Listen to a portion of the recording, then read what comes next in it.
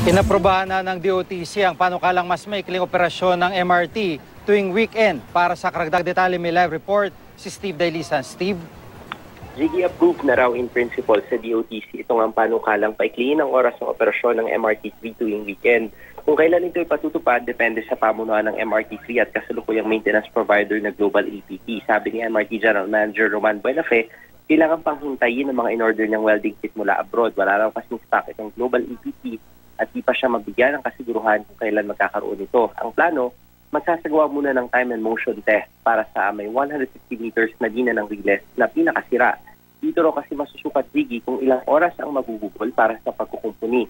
Nasa 60,000 meters ng riles ang kinakailangan palitan, pero nasa 600 meters pa lang ang meron ng MRT.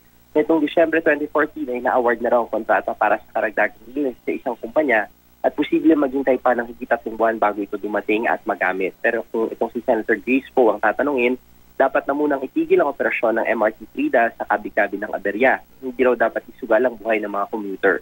Dapat itong habuli ng Global APT na hindi naman kwalipikadong mag-maintain sa tren. Ayon sa Senadora, kulang sa kapital ang naturang maintenance provider at wala ring track record. Daw ito dapat sa responsibilidad ng DOTC na nag-award ng kontrata. Dati nang sinabi ng DOTC na ang tanging nilang magagawa ay magpataw ng multa sa tuwing sasablay ang tren.